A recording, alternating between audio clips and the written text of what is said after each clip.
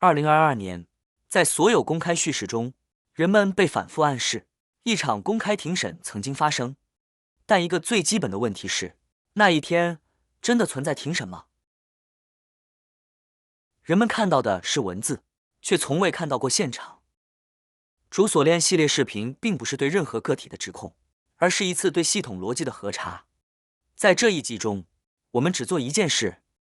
与你一起查考吴亦凡案件的庭审是否真实存在过，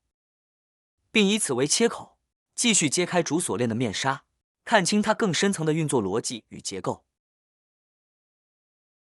在历史的大多数时刻，锁链并不是用来囚禁人的，它更多时候是用来囚禁思考本身。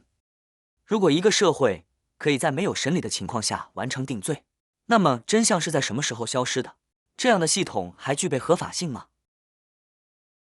当一个国际公众人物也可以在没有审理的前提下被公开定罪，那么请问这真的不会使人不安吗？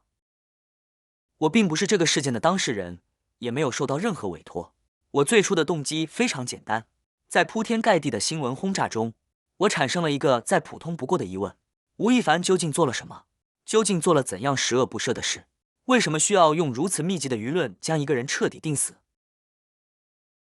在信息最混乱、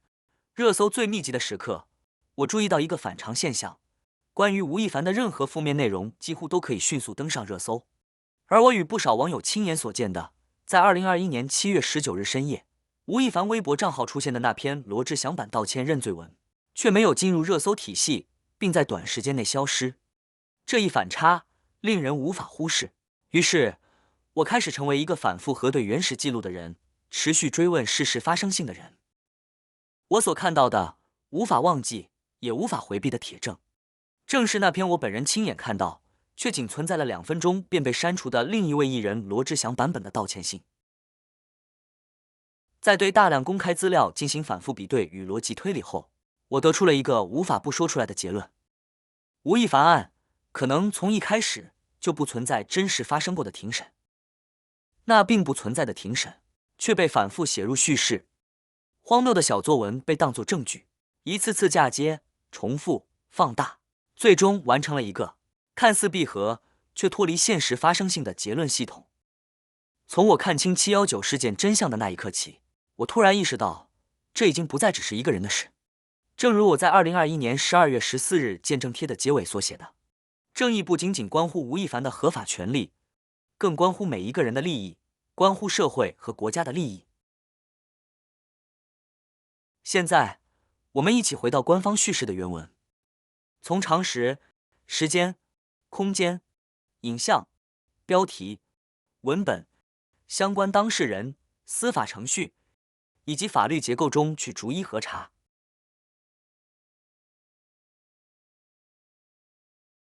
如果一场庭审真实发生，它一定会留下痕迹，不是观点的痕迹，不是舆论的痕迹，而是现实世界中的物理痕迹。时间、地点、参与者、程序、记录，这些不是可以选择是否出现的元素，而是发生本身的组成部分。任何一场真实的庭审，至少会留下以下任意之一的证据：一块带编号的庭审室门牌，一段庭审现场的或门口画面，一张法官出庭的官方影像，一张原告方进出法庭的照片，或者被告或辩护律师进出法庭的任何影像痕迹。哪怕是不公开审理，这些客观材料也不会毫无踪迹，因为它们不是宣传材料，而是行政与程序的自然结果。然而，在吴亦凡案件中，我们是否见过一张带有明确编号的庭审室门牌照片？是否见过哪怕一帧法官出庭的影像？是否见过被告本人或任何案件相关人进出法庭的画面？答案全部是没有。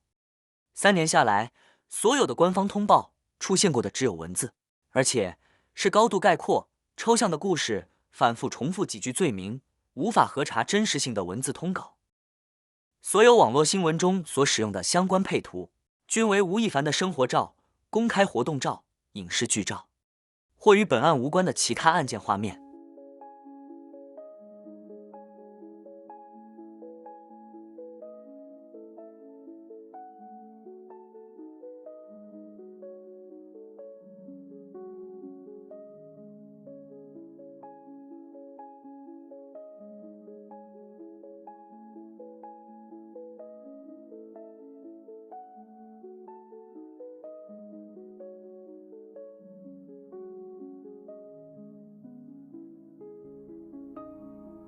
我们再来看最基本的时间顺序。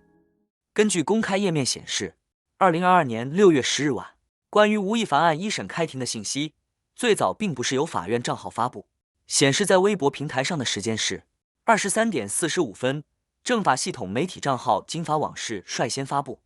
而2分钟后，23点47分，北京朝阳法院官方账号才发布同样内容。两条信息的表述高度一致，关键措辞完全相同。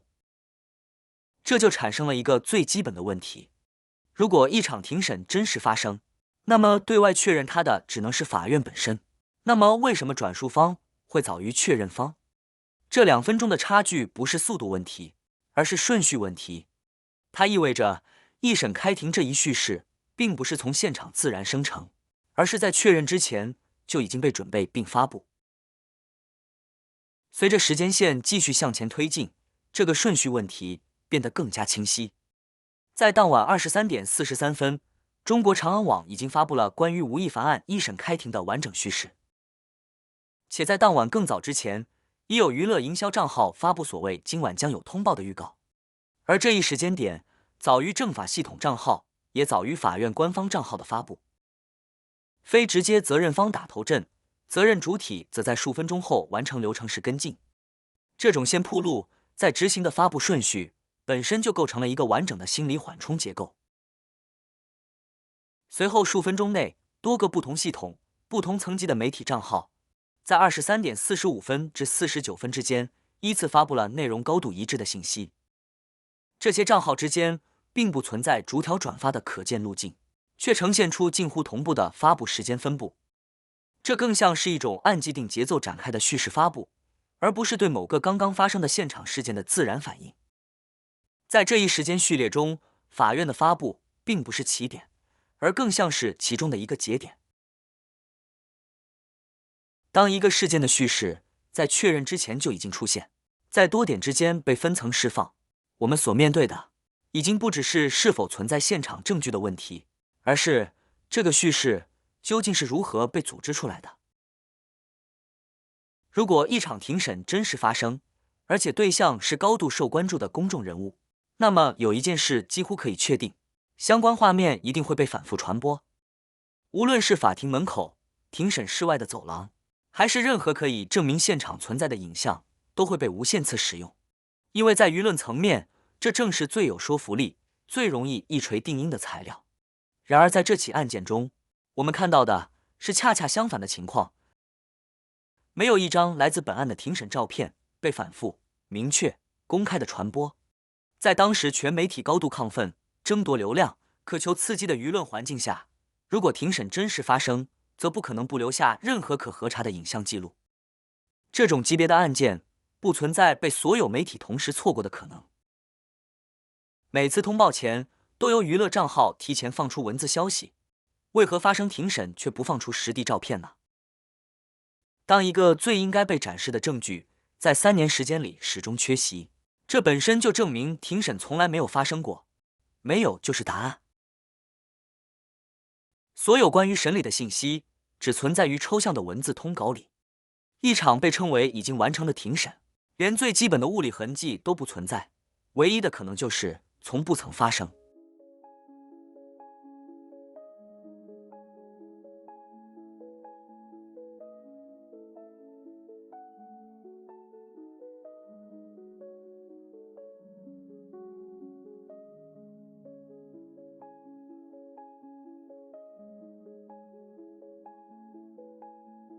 真实的庭审描述过程，不存在的庭审灌输结论。在规范的司法语言中，法院审理的对象从来不是被告人本人，而是一个具体、明确的案件本身。被告人某某属于判决阶段的法律用语，而不是庭审事实报道中应当优先使用的叙述方式。然而，在该官方通报中，第一句话即反复强调被告人这一身份标签，这种标签式的前置书写本身就构成了一种立场预设的叙事安排。在审理事实尚未呈现之前，先行将身份与结论绑定。在中文语境中，被告人并非中性描述，而是一个天然带有道德劣势的称谓，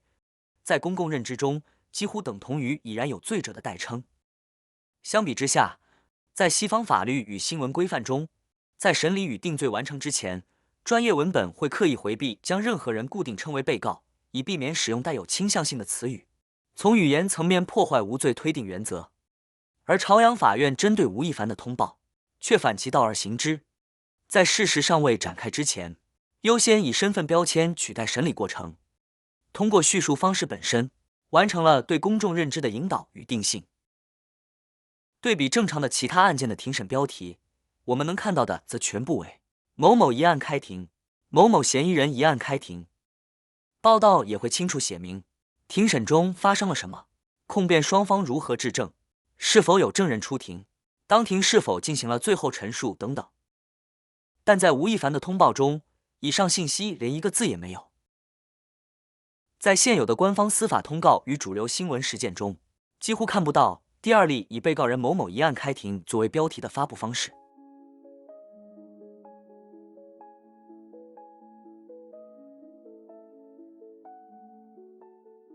我们再继续看通报原文的后半句：案件依法采取不公开开庭审理方式，法院将依法择期宣判。那么问题是，如果真的依法开庭审理已经发生，那么至少应当存在开庭时间几点钟、开庭地点第几法庭、合议庭或审判员、是否有辩护人出庭。但通报对这些全部回避，缺乏任何可核对的程序信息。因此，这份通报不是一次真实审理的记录，而是一个程序性标签。它不是对一个已发生事实的描述，而是在替一个不存在的过程补写结论。在吴亦凡的通报中，开庭被反复使用，却被当作公开的象征，却既不等同于公开，也不对应任何可核查的发生过程。它让人误以为事情已经公开完成，又立刻以不公开为由，取消一切监督与追问。语言在这里不是用来说明事实，而是用来占便宜。不公开开庭，意思是不公开，但制造公开的印象。这是典型的语义套利，它不再是程序用语，而是一种叙事手段。到这里，我们只是完成了一次最基础的逻辑推演。如果庭审真实发生，那么它必然留下现实痕迹。如果所有现实痕迹都不存在，只剩下无法核查的结果性文本，那么唯一合理的推论是，所谓的庭审从未发生过。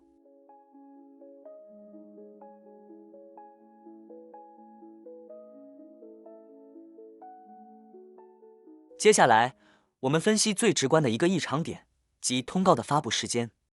星期五深夜，周末，2022年6月10日，星期五当晚23点47分，一条案件一审开庭的信息出现。这是一个非常特殊的时间点。星期五深夜意味着司法系统已经下班。当庭审信息被选择在周末第一天的深夜发布时，它的首要功能就已经不再是告知案件进展，而是阻断追问本身。更重要的是，在6月10日发生了轰动世界的热点新闻——唐山烧烤店暴力事件。此事引发全民激愤，全网传播。而在午夜23点47分，吴亦凡一审开庭的热搜空降网络。显然，庭审不可能在舆情爆炸的当晚临时生成，深夜也不是司法宣判的正常时刻，而是舆情管理的黄金时间窗。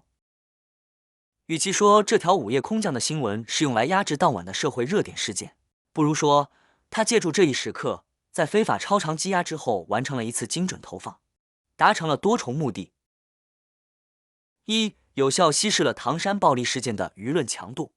二、转移了公众的注意力焦点；三、打乱了事件之间的因果认知路径；四、将针对吴亦凡的罪名顺势植入公共舆论；五、同时回避了对庭审真实性与细节的任何核查。因此，这已经不再是看起来像假新闻的问题，它在时间选择、发布方式、语言结构与功能指向上，完整符合一条假新闻工程的所有条件。如果一次可以被解释为巧合，那么当同样的时间结构与发布模式反复出现，它本身就已经构成证据。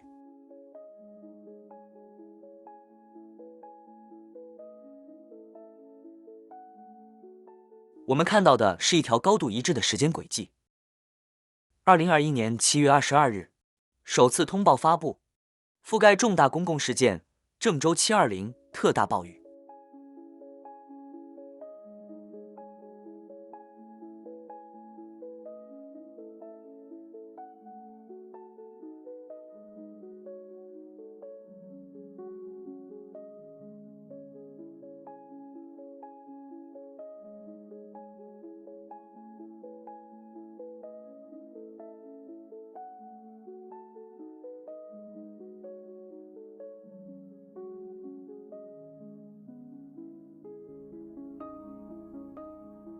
2022年6月10日，一审通报出现，覆盖重大公共事件，唐山烧烤店暴力事件。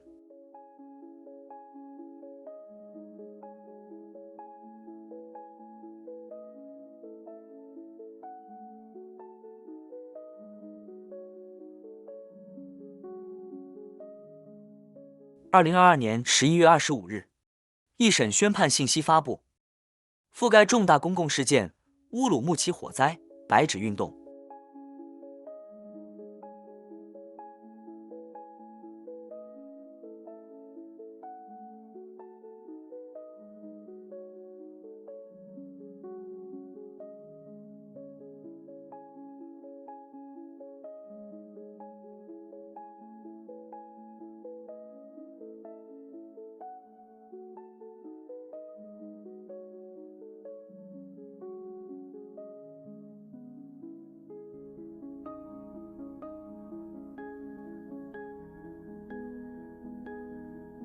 2023年7月25日，二审通报发布，覆盖重大公共事件，齐齐哈尔第34中学体育馆坍塌事故。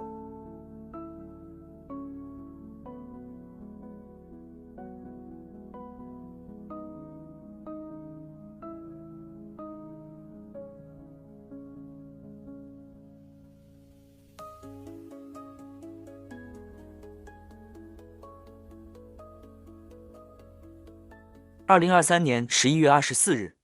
二审宣判信息出现，覆盖重大公共事件，乌鲁木齐火灾1周年纪念日，白纸运动1周年纪念日。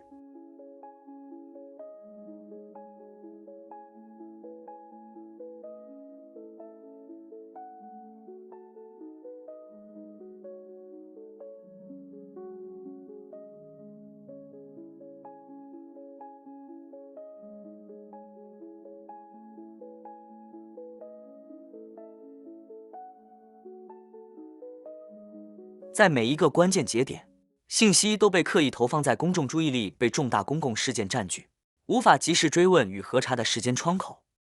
这已经不再是单点行为，而是一种可被识别的发布策略。所谓的审判消息，并非用于回应公众的司法关切，而是依靠其他重大事件所形成的舆论洪流，在通稿中完成定性、宣告结论，并反复加固叙事。事实上，他们并不是在压热搜，而是在等待热点，因为只有在热点事件的掩护之下，一个无法被及时核查的结论，才能被悄然写入公共记忆，并被当作已经发生过的事实保留下来。当结论总是出现在人们无暇追问的时刻，那么时间本身就已经被用作叙事工具。如果一个人注定消失，叙事不需要严谨；如果一个人不会再开口，结论不需要庭审，因为在他们的假设里，未来不存在核对者。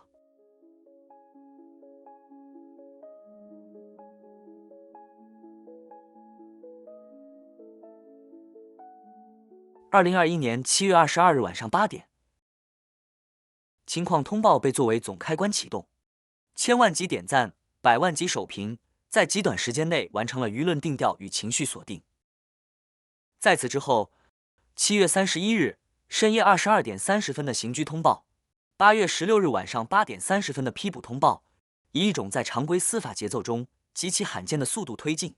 这些节点明显承接了已被制造完成的舆论惯性，特别是731刑拘通报，紧贴东京奥运相关热点时间发布，并再次复制了同一套高互动叙事结构，持续加固既定判断，强化情绪方向，从而迅速完成关键司法节点的推进。16天后，批捕信息则选择在815这一高度固定化的民族叙事节点次日发布。至此，舆论结构已完成初步锁定，后续通报持续采用依附社会热点的发布路径，但不再需要制造同等级别的舆论数据。在这种时间安排下，个案信息被自然嵌入更宏大的公共叙事背景中，从而降低了公众对程序细节的关注度，也削弱了对案件本身逻辑一致性的审视。这种发布策略的实际效果是，个案被快速情绪化、符号化、记忆化，而非被置于可被核查的司法语境中加以理解。当舆论方向被锁定，未审先判已在社会层面先行成立，所谓的司法过程便仅剩下对既定结论的程序性补位。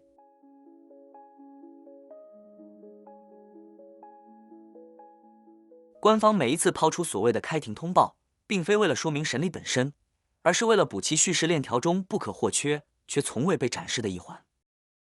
纵观3年来的通报时间节点，这显然不是自然发生的发布时间，而是一套前后连贯、自洽运转的舆论与司法叙事机制。这种关键步骤在背景中被植入完成的方式，并非单一事件的应急处理，而是一种可反复调用的运行逻辑。在主锁链的机制中，社会矛盾与公众情绪往往被引导至特定的宣泄对象之上，从而在表面喧哗中实现对整体秩序的稳定与控制，而公众注意力则被持续锁定在被预设的对象之上。很多网友，包括我自己，在一开始也曾以为官方通报是在把某一个人推到前台，用来为当局挡枪。但当所有时间点、热度分布与发布模式被重新核对之后，才发现实际情况恰恰相反。个人在为体制挡枪实际处于次要位置，而重点是一次次的公共热点在为既定叙事与造假流程挡枪。关键步骤恰恰在热点背景中植入完成。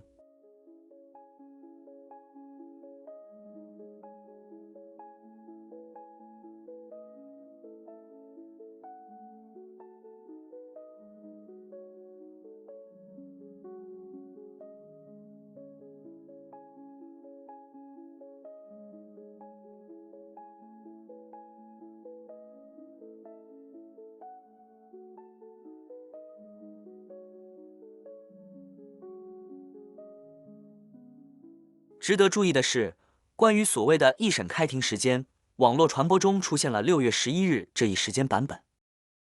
相关时间轴并未对应任何可核验的官方司法文件，而是源自私人账号的2次整理，并在传播过程中被逐步事实化。此类时间节点的擦边修改，容易造成程序认知混淆，本身值得审视。当关键时间被模糊处理，已构成叙事操控的一种表现形式。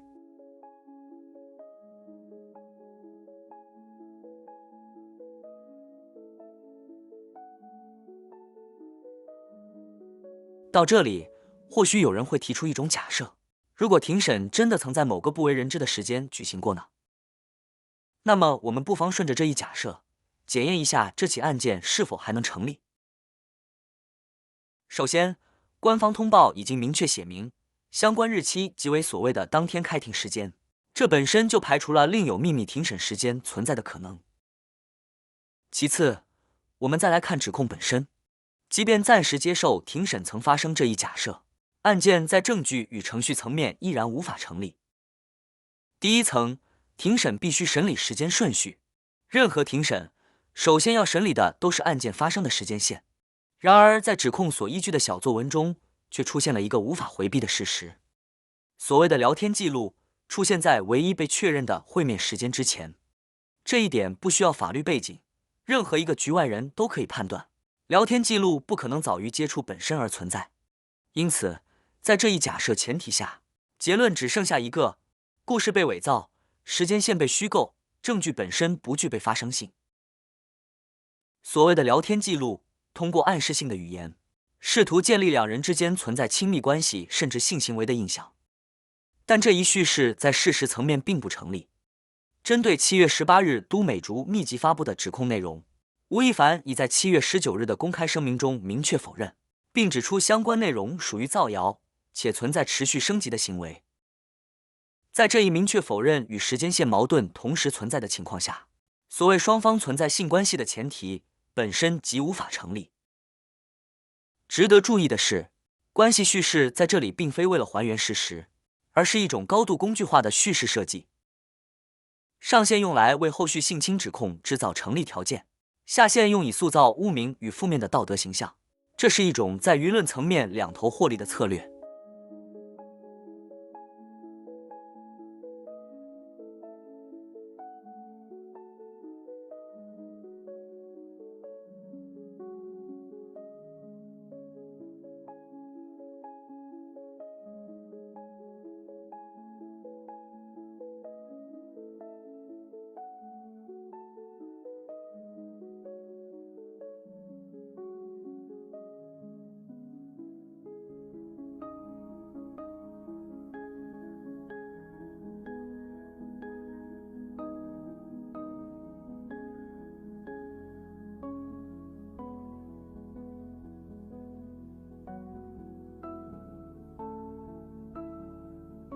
进一步说，假如真的存在所谓的原告，那么在庭审中，这位原告首先要面对的并不是指控是否成立，而是其所提交的关键材料是否构成伪造证据。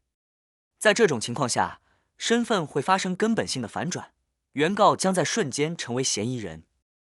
这也正是为什么所谓的庭审无法被真正展开，因为一旦进入审理，叙事本身就会当场崩塌。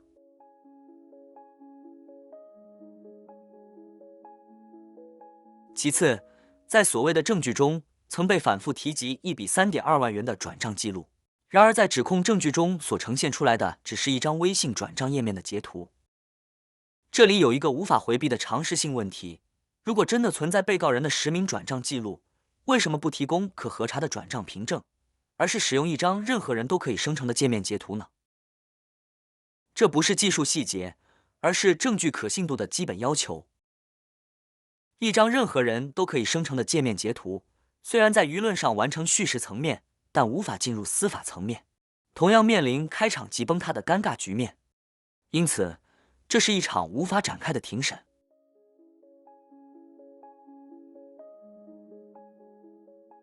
在比对一审与二审通报文本时，另一个值得注意的现象是叙事结构本身的变化。一审通报中，行为被明确置于一个跨度60天的时间区间，而在二审表述中，相关时间锚点被整体挪除。但是，时间信息在司法文本中并非装饰性元素，而是用于界定行为条件与可验证性的核心字段。当关键时间区间被移除时，案件叙事便从可被核验的事实描述转向抽象化的行为指控。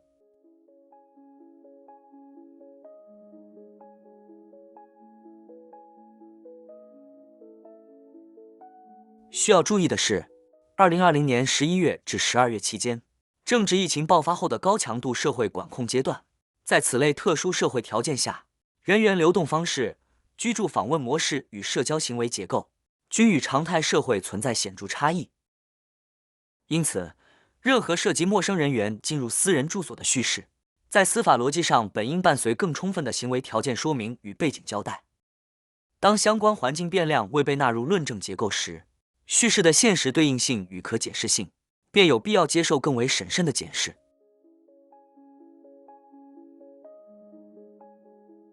此外，通报所呈现的行为模式亦呈现出高度单一化特征，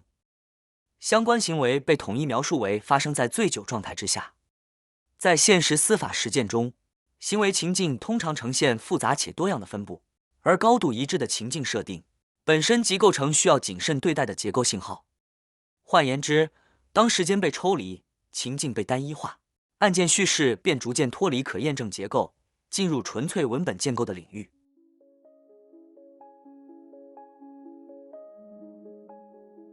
需要进一步注意的是，通报所指向的2018年时间点与当事人当时所处的职业阶段之间存在明显的结构性张力。2018年期间，当事人的事业活动高度国际化，商业代言、公开曝光与公众形象管理均处于高密度运行状态。在此类职业条件下，公众人物的行为边界、社交风险与私人空间管理通常受到远高于普通个体的约束机制。换言之，高曝光职业身份本身即构成对高风险行为的持续抑制环境。因此，当叙事将相关行为描述为在高度可见的职业周期内持续发生时，行为模式与职业风险结构之间便呈现出值得审慎评估的非对称性。这并非对个体行为做出价值判断，而是对叙事条件与现实约束之间是否具有结构一致性的问题提出检视。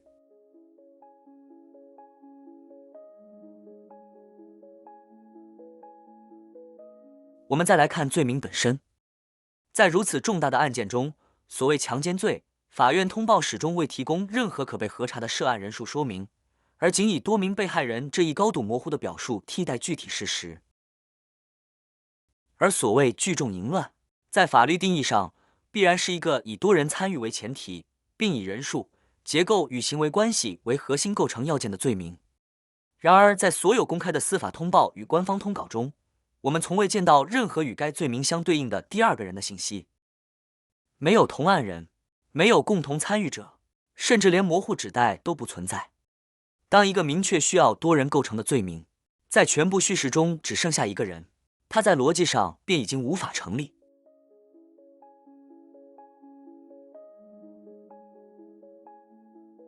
进一步看整段司法通报，其中不存在任何可以被核查的案件事实，也就是说，没有人数，没有具体对象，没有发生时间，没有发生地点，也没有任何行为过程的描述。换言之，构成刑事案件所必须的全部事实要素，在司法文本中整体缺席。文本中明确出现的，只剩下罪名本身，以及吴亦凡的姓名。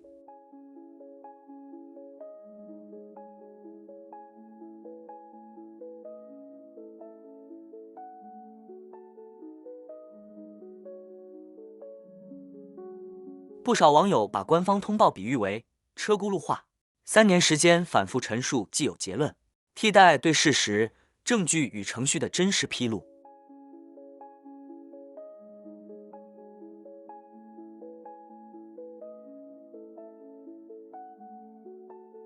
需要特别指出的是，在官方司法文本中被完全空置的人数这一关键要素，并未通过判决书或证据说明加以补充，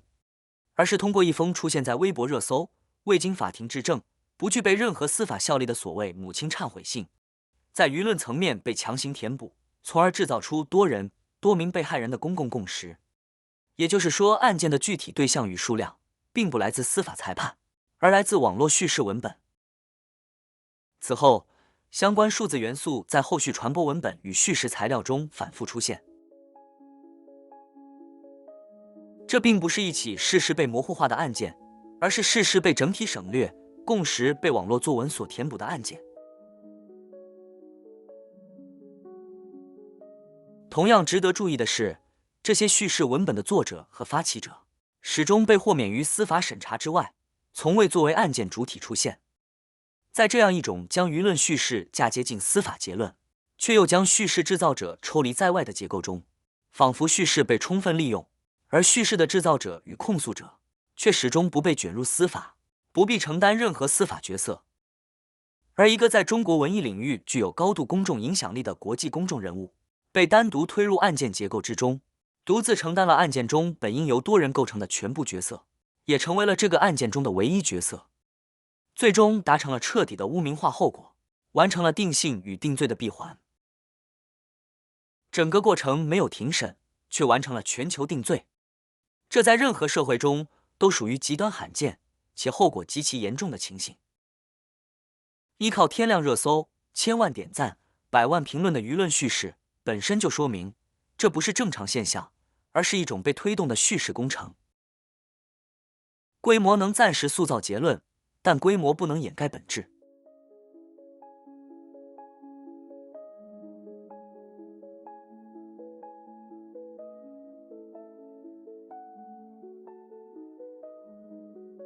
在任何正常的司法体系中，刑事案件的起点必须清晰、可追溯、可核查。谁报警，谁是原告，案件因何事实立案。而在这起案件中，这些最基础的程序要素在通报中整体缺席。官方给出的唯一立案依据是针对网络举报，这意味着案件并非起源于报案人，也并非源自具体被害人的控告，而是直接以网络文本与网络叙事取代了司法程序中本应存在的立案路径。需要指出的是，网络举报并不是一个可以自动启动刑事司法程序的法律主体。然而在这起案件中，一个所谓的网络举报却被迅速升级为实体强制措施，在没有明确报警人、没有清晰原告主体、没有公开立案说明的情况下，直接完成了对当事人的人身处置。这并非一般意义上的程序瑕疵，而是一种程序顺序的倒置，先进行实体处置，再到推叙事与理由。当案件无法说明它是如何立案的，那么随后发生的一切就不再是司法程序的自然展开，而只能被理解为叙事在替代程序运行。而司法常识恰恰在于，没有报警人就无法立案，没有立案就无法启动刑事司法程序，更不可能进入刑事批捕与审理阶段。立案是一切司法行为的起点，当这个起点被网络举报这种非主体所替代，案件本身在法律意义上便已经失去了成立的基础。从官方权威的运行逻辑来看，一旦正式发布通报并完成对个人的实体处置，几乎不存在事后纠错并放人的制度空间。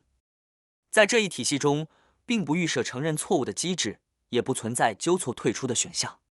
官方不可能在完成抓捕之后，再以误判为由撤回案件。无论事实是否成立，案件一旦启动，就必须被推进到底。在这样的结构下，司法不再是用于查明事实的工具，而逐渐转化为一种维持权威自洽的叙事系统。当事实不足时，用定性补足；当证据缺席时，用舆论填充；当程序无法自洽时，则通过时间与层级的反复嫁接，将错误坐实。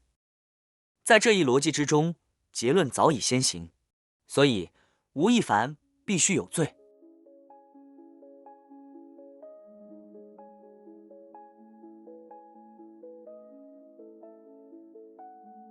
现在我们回到桌面逻辑，在本案所有已公开可核验的信息中，目前唯一能够明确对应具体报警行为的，只涉及敲诈勒索方向所启动的调查程序。这是一条独立、清晰、合法的立案路径，它的调查对象只能是实施敲诈行为的一方。与之形成鲜明对比的是另一项被广泛传播的严重指控，所谓强奸及聚众淫乱罪。这一指控在程序层面却始终缺乏最基本的要素，没有明确的原告身份，没有清晰的报案记录，没有独立、可追溯的立案来源。在正常司法结构中，没有原告的案件无法成立。即便在最宽松的假设下，假设存在敲诈勒索案，假设存在另一项刑事指控，它们也必须是不同的立案编号、不同的事实查证路径、不同的证据体系、不同的程序进程，绝不允许在程序或叙事中被自动合并。然而在实际呈现中，我们看到的却是另一种结构，以敲诈勒索的立案结果，直接承载并激活另一项并未独立立案的指控，再将二者在叙事中视为同一案件的不同侧面。这一步并非技术细节，而是立案逻辑上的根本断裂。在这种结构下，指控本身不再需要经过独立的立案与审查，而是被当作既定背景自动嫁接到案件叙事。这意味着事实不再决定程序，程序不再验证事实，叙事开始替代司法运行。一旦进入这一状态，案件就会被导入一个无法外部核查的封闭体系。这也就不难理解，为什么这一步不能被公开说明。因为一旦立案路径被清晰拆分，就会出现一个无法回避的漏洞。所谓的强奸罪和聚众淫乱，这两项被广泛传播的严重指控，在程序上并不具备独立成立的基础。这也正是为什么相关细节始终停留在模糊纸带与叙事表达之中，而无法进入可核对的司法文本。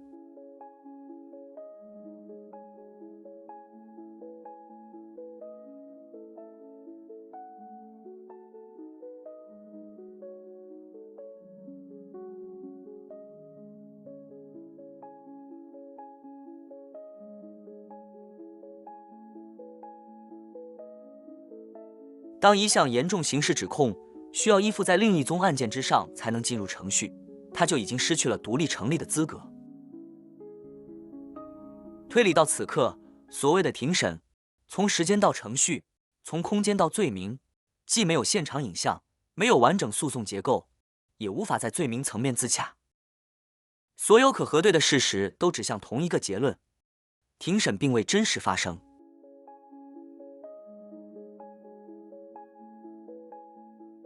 在二审通报当天所发布的这段100秒案情回顾视频中，画面与官方通报内容被逐条对应展示。然而，在涉及一审开庭的位置时，字幕与画外音所对应的画面出现了不一致的情况。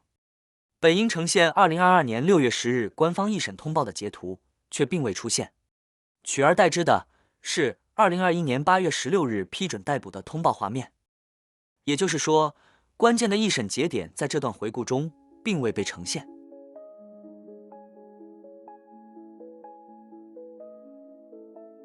需要指出的是，在司法程序中，宣判并不等同于开庭，亦不构成独立的可旁听的审理过程。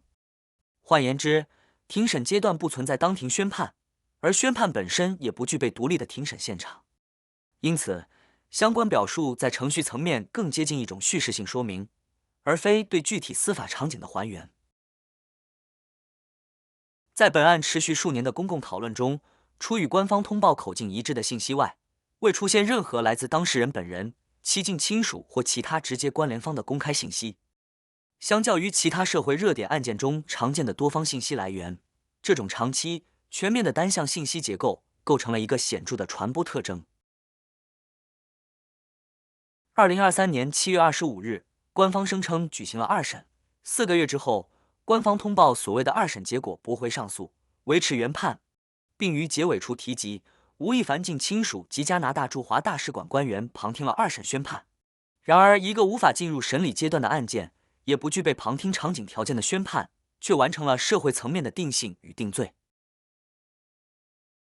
在现有全部可核对信息中，无论从时间顺序、会面记录、证据生成条件，还是立案逻辑来看，都不存在双方发生性关系的事实基础。换言之，这并不是一个不构成强奸的问题，而是一个关系本身并不存在的问题。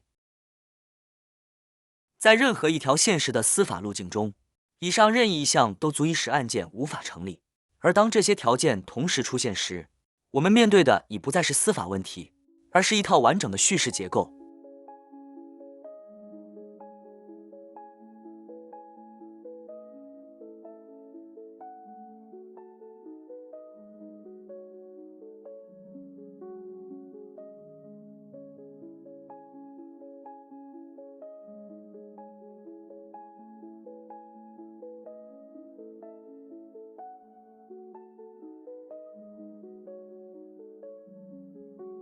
在前一节中，我们已经看到，即便假设庭审真实存在，这个案件依然无法在程序、证据与时间线上成立。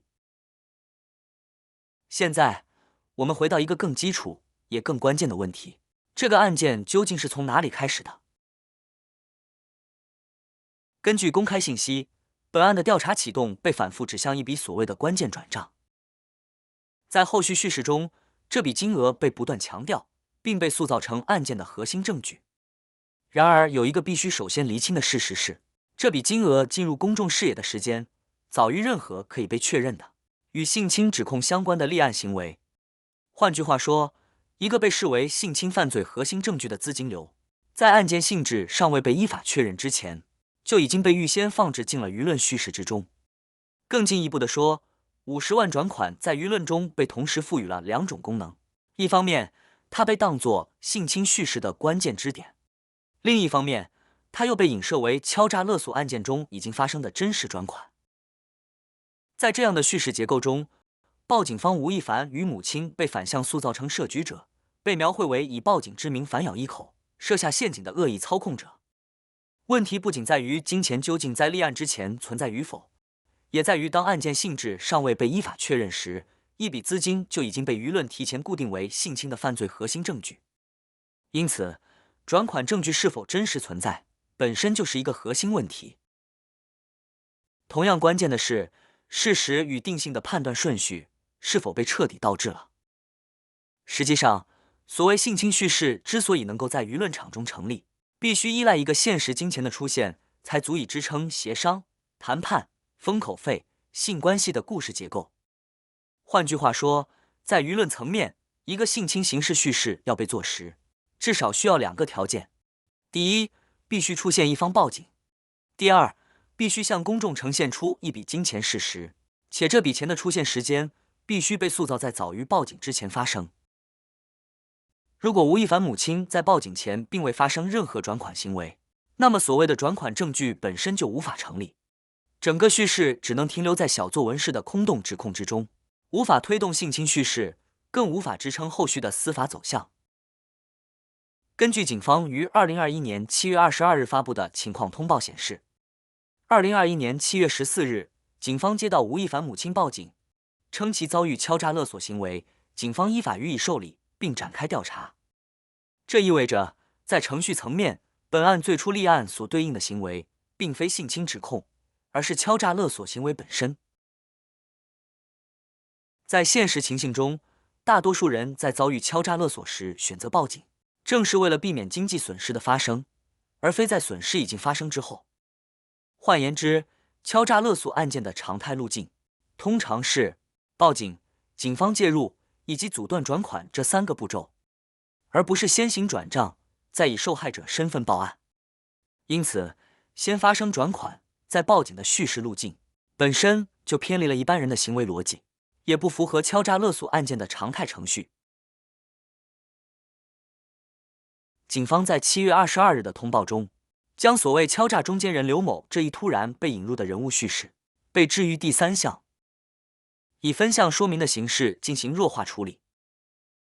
这一叙事安排，并未正面回应案件的关键流程，而是通过位置调整与顺序拆分，技术性回避了一个核心问题。在7月14日接到报警当天，吴亦凡母亲的报警笔录中，是否已经陈述过所谓的50万转款？如果该转款在报警时已经发生，为何警方在通报中没有明确说明这一关键程序节点？如果并未发生，那么这笔转款又是以何种逻辑在事后被写入所谓的受害叙事？警方选择绕过了这个问题，通报中并未还原报警当日的真实陈述，而是顺着都美竹公开视频所建构的叙事路径，将所谓7月11日转账直接指向吴亦凡母亲的行为本身，完成了一次关键事实的叙事嫁接。当关键问题只能通过位置安排来处理，而无法被正面回答时，叙事本身就已经说明了一切。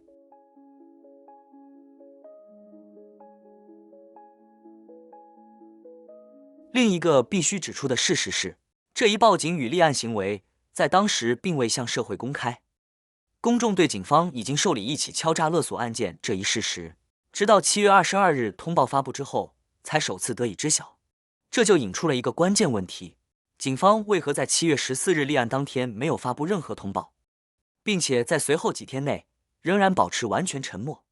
需要说明的是，警方在立案当天未予通报，在程序上本身并不构成异常。然而，在本案所处的高度舆论环境下，这种延迟通报所产生的效果却值得被单独分析。如果警方在当时对外通报，那么案件的性质将被明确锚定为一起正在调查中的敲诈勒索案件。在这一前提下，后续所有进入公共舆论场的信息，都将不可避免地围绕是否存在索财行为，是否构成敲诈展开。然而，警方并未选择在这一时间点通报，并且在7月22日的通报中，技术性地回避了这一关键程序节点。但从办案流程来看，在立案阶段，警方必然已经完成了报警笔录，对是否发生转账行为应当已经掌握基本情况。就在警方保持沉默的几天里，社会公众尚不知晓存在报警与立案背景的情况下，2021年7月17日上午10点35分，第一篇微博发布所谓协商过程的聊天录屏，以证据呈现的姿态抢占舆论高点。3分钟之后，10点38分，第二篇微博附带所谓和解协议书。该文本并非事实证据，而是一份用于反向构造设局叙事的操控性材料。再过4分钟，10点42分，第三条微博出现，所谓50万转账录屏被抛出，作为整套叙事的实锤收尾。3条内容在不到10分钟内连续投放完成，形成了高度封闭、不可质疑的舆论结构。至此，协商、封口费、转款的叙事首次被完整地推入公众视野。需要强调的是，从7月16日至18日，短短72小时之内，多篇密集发布的指控长文持续占领舆论场，并被包装为事实证据，构成了对公众判断路径的提前占领，从而完成了舆论层面的预先定调。这些内容全部发生在警方已知的吴亦凡母亲完成报警之后，却发生在7月22日官方通报发布之前。这并非零散爆料，而是一套在官方通报出现之前就已经完成定向铺设的舆论结构。但是，仔细查看都美竹所发的微博，其相关表述始终停留在模糊影射层面，并未直接点明任何具体账户或可核验主体。对此，在2021年7月17日当天下午16点12分，都美竹发布第4条微博，转发了他人账号的内容。该转发首次在舆论层面明确指认所谓转账账户，并将其直接指向吴亦凡母亲。这种通过转述他人说法完成对象落明的方式，本身并不构成证据，却在传播中完成了事实化，通过嫁接他人之手来补其对象，完成舆论闭环。需要再次注意的是，这些材料的集中出现，发生在7月14日警方已经就敲诈勒索完成受理并启动调查之后，却发生在任何可核验的司法结论之前。在此期间，警方既未对外说明案件正在依法处理中，也未要求公众停止传播未经核实的信息。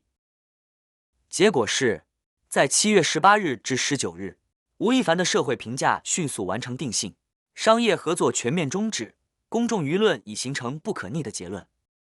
直到7月22日，警方才以总结性通报的方式正式进入公共叙事场。此时，社会舆论已经先行完成定性，司法程序顺利成为对继承事实的程序性背书。需要补充说明的是，2021年7月19日早上8点06分，在16到18日，天亮热搜和舆论扩散完成之后，吴亦凡发布公开声明，表示已忍无可忍，原本将配合司法调查，不希望影响司法进程。随后，舆论场迅速出现热搜话题，以吴亦凡方已报案等表述进行传播。但需要注意的是，在这一时间点，警方尚未向社会发布任何立案通报，公众并不知道存在一起已经受理的敲诈勒索案件。换言之，在官方尚未发生之前，舆论已经先行完成了对立案事实的确认与扩散。此时，围绕所谓聊天记录转账证据的叙事，已经在此前数日内完成发酵。舆论并非等待司法结论，而是在关键节点上替司法完成了定性表达。从7月14日立案到7月22日通报发布，8天时间内，舆论完成了从故事轰炸到官方定调的全流程闭环。这不是零散事件，而是一场节奏严密、分工清晰、一气呵成的舆论合围。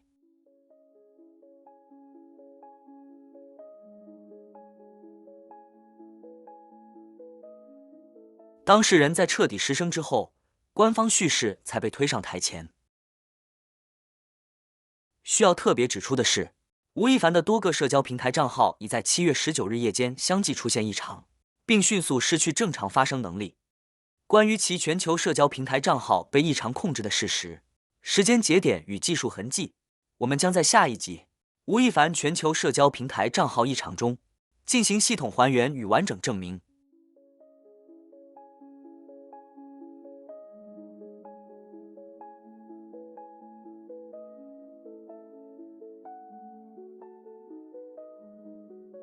正是在这样的舆论背景下，一段被反复传播的所谓50万转账录屏，其录屏中所包含的具体金额和名字的2张截图页面，被当作关键证据，成为整个叙事成立的基础。然而，从技术层面看，这段所谓的转账录屏在登录画面出现的瞬间，就已经暴露出与真实系统不符的异常。首先是登录身份的呈现方式。在银行手机端的真实登录流程中，用于登录的账号标识一般是手机号、证件号或字母数字类用户名，但在指控的录屏画面中，登录位置直接以完整中文全名出现，且没有任何掩码。其次是登录界面的安全交互结构。出于隐私与安全，标准登录页往往会提供忘记密码入口，并伴随安全键盘或相关安全提示。而该录屏页面中未见忘记密码入口，也未见安全键盘相关提示。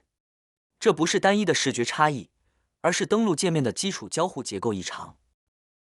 当一个界面呈现中文全名，而又缺失安全要素，其界面真实性本身就需要被审慎看待。那么，一个在第一帧就已经出现破绽的画面，为什么仍然能够在短时间内被大量传播，并被视为关键证据？原因并不复杂，在持续的热搜推送与叙事铺垫之下，公众的注意力被引导去等待某一个符合既定叙事的结果画面，而非审视其产生过程。与此同时，媒体与传播账号采用了高度选择性的呈现方式，有意或无意地回避了登录瞬间这一最关键的技术节点。特别需要注意的是时间线本身。2021年7月17日下午16点12分，都美竹发布第4条微博，转发他人内容，以嫁接的方式完成指认。在当天上午10点42分，在这条所谓转账证明的博文中，有一个极其关键却常被忽略的细节，即当事人始终没有点名任何具体对象，而是反复使用外籍、国内某男性顶流以及名字拼音一模一样这样的表述。这种高度成熟的模糊指认话术，在法律层面，这种表达避免了直接点名所带来的责任风险，但在舆论层面，却通过外籍、顶流、拼音一模一样等高度唯一化的暗示，将公众的注意力精准引导向同一个对象。换言之，他没有亲口指认任何人，却让所有人自动完成了指认。这是一种典型的叙事陷阱，指认效果最大化，责任承担最小化。而一旦公众在心理上完成了对号入座，那么接下来无论是登录界面，还是时间、复言、账户格式上的反常之处，都会被自动忽略，甚至被合理化。自这一时间点之后，后续的大规模传播开始集中使用静态页面截图，而非原始录屏画面。这种传播策略实质上改变了证据的呈现形态，公众最终记住的不再是整个操作过程，而只是被截取、被放大的结果页面。这是一种典型的视觉误导，用金额和名字制造冲击，让观众忽略第一帧、第一步、第一逻辑。然而，只要你看清第一眼，就会发现，这不是一笔转账的记录，而是一场围绕金额设计的表演。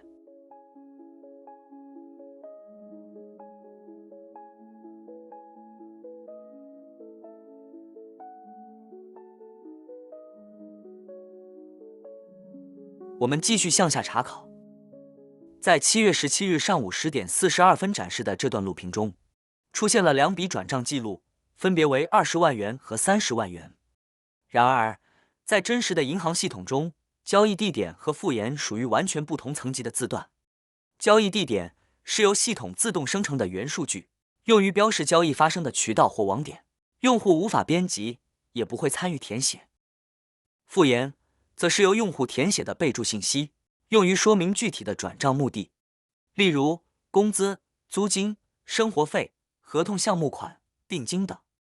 复言内容应当是自然语言，而非系统分类或业务标签。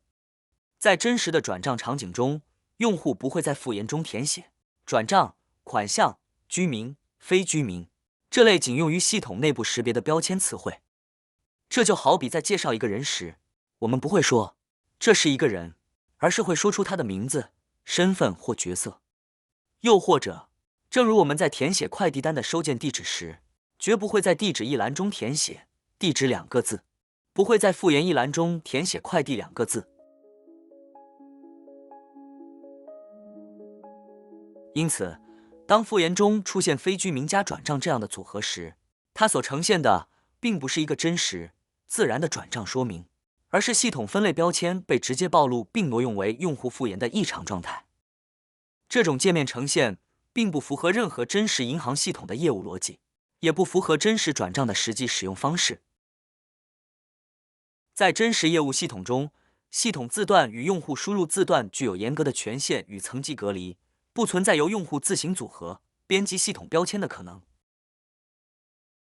这类画面只可能出现在可自定义字段的演示页面、模拟界面或非真实业务环境中。在可以人为编辑系统字段的模拟界面中，将系统分类标签与行为描述进行组合，能在视觉和叙事上刻意强化跨主体、跨身份的联想空间。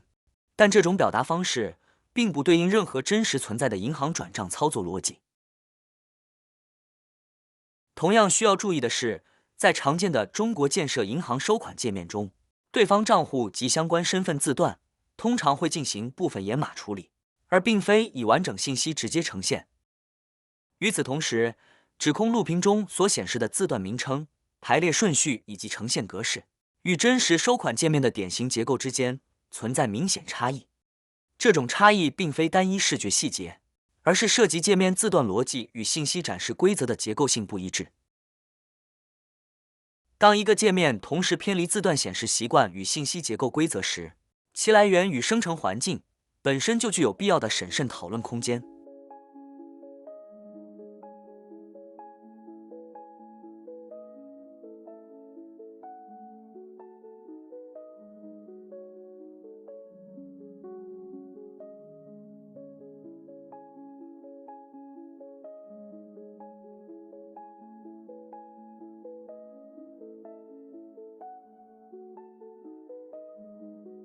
有一点需要补充说明，市面上长期存在可用于界面演示与测试用途的模拟工具，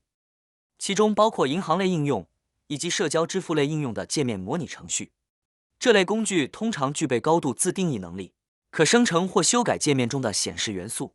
例如名字、金额、时间、字段文本及账户名称等视觉信息。因此，当一个关键证据本身呈现出多处界面逻辑异常时，其画面来源是否来自真实业务系统，在技术层面上理应被进一步审慎核验。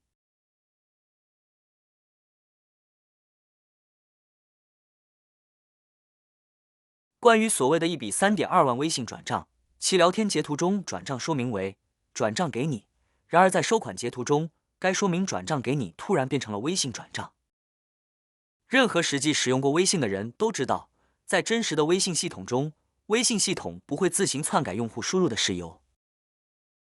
若付款时填写转账给你，收款界面必然保持一致。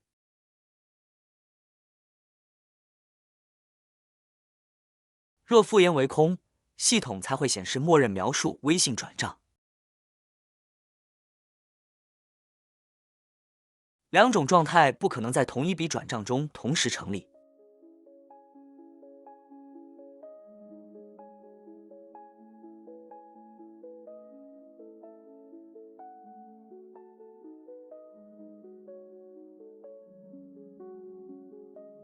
此外，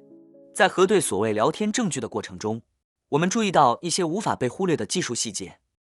在正常情况下，在微信的真实聊天界面中，用户头像始终为圆角正方形，但在热搜中出现的这些被当作证据的截图中，我们却看到了多个直角头像，甚至存在明显的后期涂抹痕迹。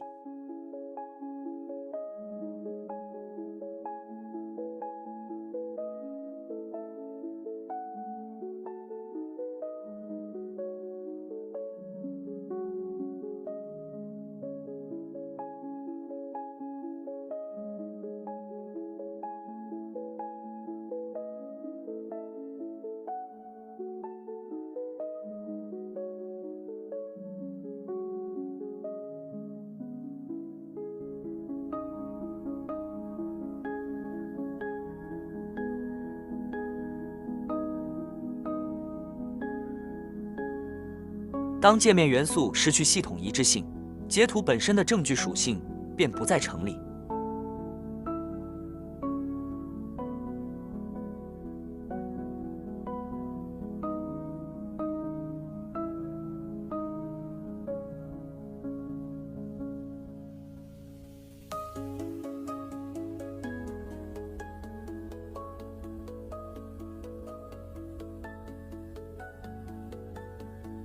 你或许已经注意到，在相关截图与舆论讨论中，存在大量与指控本身无关的附带信息，包括界面通知、其他人名以及外围叙事内容。这些信息并不参与资金行为本身，却客观上影响了公众的注意力分布，甚至在视觉与认知层面占据焦点。在取证逻辑中，此类内容通常被归类为界面干扰信息。而需要强调的是，证据判断并不依赖叙事氛围，只取决于系统规则与字段一致性。在相关讨论中，部分网络用户尝试以列表化方式对信息来源进行归纳与排序。这类表达本身并不构成事实判定，但却是舆论传播结构中值得观察的现象。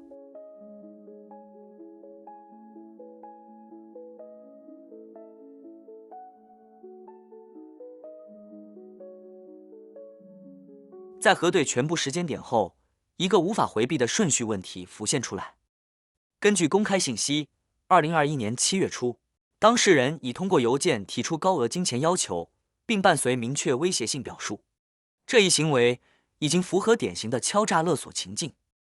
7月14日，报警行为发生，这一点已被警方通报确认。而关键矛盾在于所谓50万元转账的录屏画面，其时间被标注为7月11日，即报警之前3天。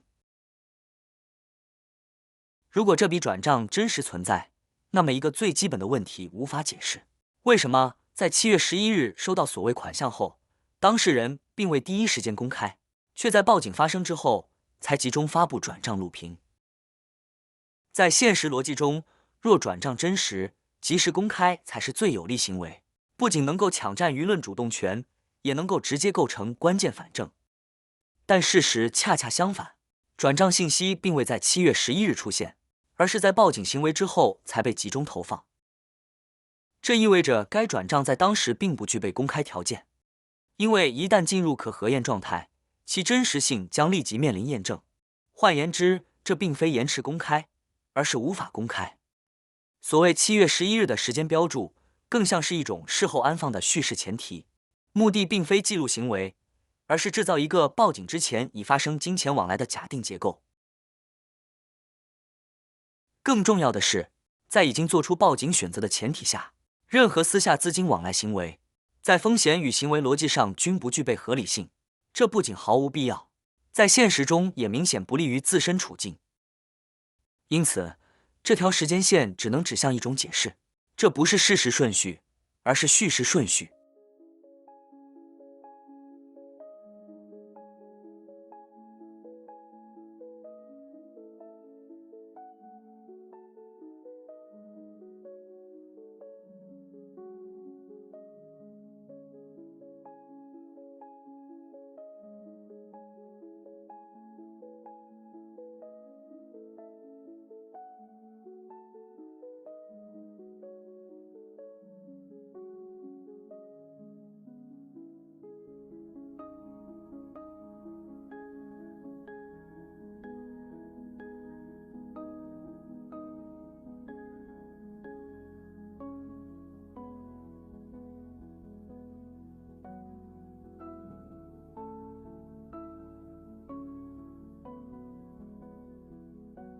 当转账画面本身已经在界面规则与字段逻辑上出现多重异常时，这个被刻意放置在报警之前的时间点就不再是中立信息，而是整个叙事结构中最关键的一块拼图。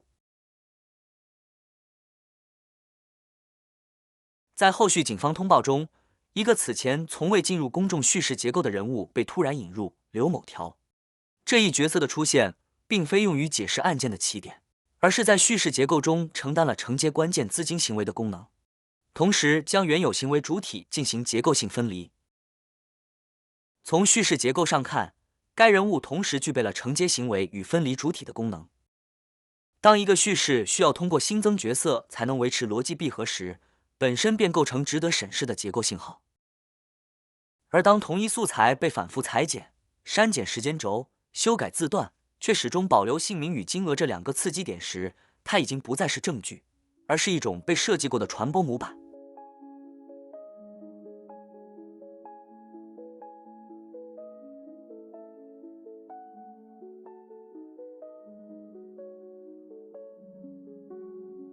在这个空案能够被长期运转的过程中，我们还注意到两个长期被忽略的角色，即吴亦凡的经纪人冯萌与助理吴玲。冯萌并非法定程序中的当事人，却出现在多条关键时间线的交汇处。他以经纪人身份私下联络、安排、对接，并在事件爆发前后，同时与多名关键人物产生直接联系。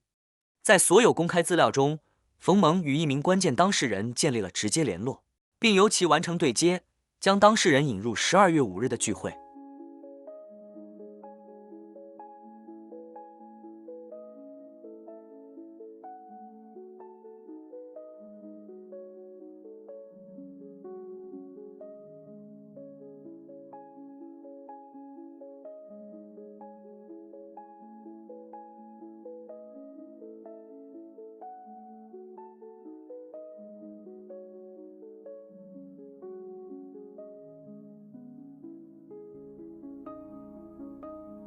值得注意的是，在7月22日晚上22点28分，警方通报发布2个半小时之后，当事人曾以备忘录形式发布相关说明。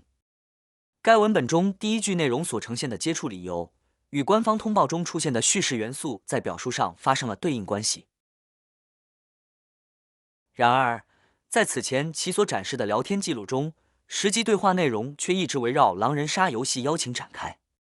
当接触理由、行为场景与对话内容之间出现结构性分离时，本身即构成值得审视的叙事信号。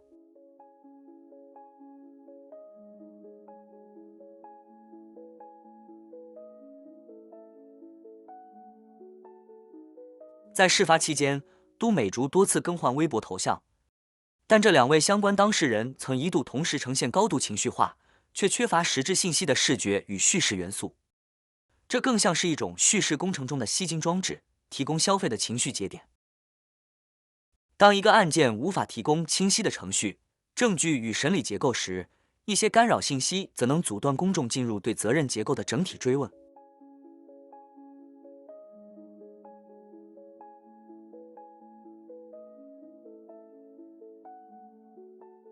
另外一个细节也值得注意，警方通报中的2人发生性关系，这句话在语境和指代上是高度模糊的。在这一语境中，公众往往忽略一个事实：留宿在吴亦凡家中的相关人员结构中，并非只有一位吴先生。当语言不进行明确区分，叙事就会自动选择最具公众辨识度的对象完成指认。警方的这种表述不是漏洞，而是接口，通过模糊指代完成了责任转移，也是一次用语言省略替代事实确认的叙事操作。在公开材料中，本案中唯一出现过明确刑事判决结果的相关人员，并非所谓的被告人吴亦凡，而是一位长期被描述为助理身份的吴先生。这位助理被判处有期徒刑3年，但同时适用了缓刑。判刑3年，缓刑4年意味着什么？在中国刑法体系中，缓刑的真实含义是，司法系统虽然确认某人有罪，但出于某种原因，此人不必送进监狱。缓刑往往出现在3类人身上： 1. 情节较轻，初犯； 2. 主动配合调查，认罪认罚； 3. 有立功表现，对案件结构有关键价值的人。值得注意的是，吴玲拖欠3.8万元诉讼费被推上热搜，反复传播，但涉及明确刑事结果的内容却被选择性的避开。这篇透露吴玲被判3年，缓刑4年的报道却很快从公开平台消失，只能通过存档方式留存。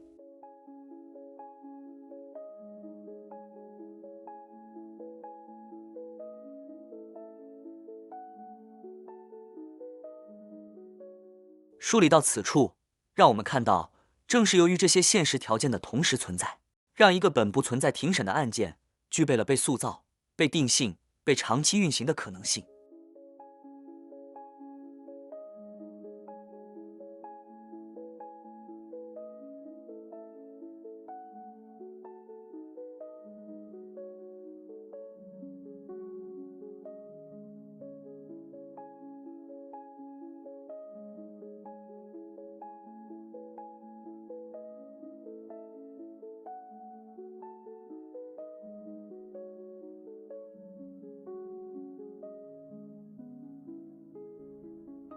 本片最后，我们回到问题的核心：为什么这套叙事结构能够被长期推进？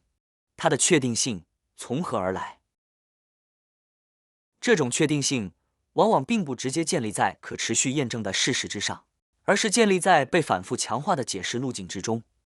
当既有叙事逐渐难以维持自洽时，解释的层级便开始上移，从事件叙事转向司法叙事，再上移至更宏观的权力框架，甚至国际结构。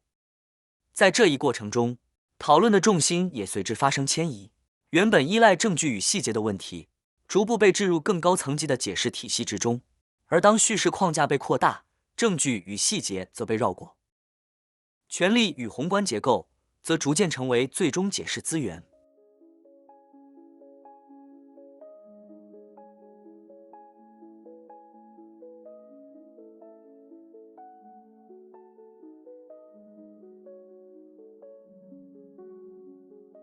当公众被持续引导接受某种不可逆前提，例如不会再出现，不会再回到公共视野，围绕程序与责任的追问便自然趋于终止。这套叙事结构高度依赖时间因素，当时间被不断拉长，公众核验行为的频率往往下降，而重复叙事则更容易被固化为记忆。问题在于，历史并非由通稿决定，而是由反复核对建立。传播规模和强度无法制造事实，程序也无法被声量代替。我们所面对的，并非一场被隐匿的庭审，而是一场从未存在的庭审。以上分析基于公开资料与时间结构所完成。如果您发现新的异常点或持有不同理解，欢迎理性讨论。无论立场如何，这个案件本身仍值得在事实层面被重新审视。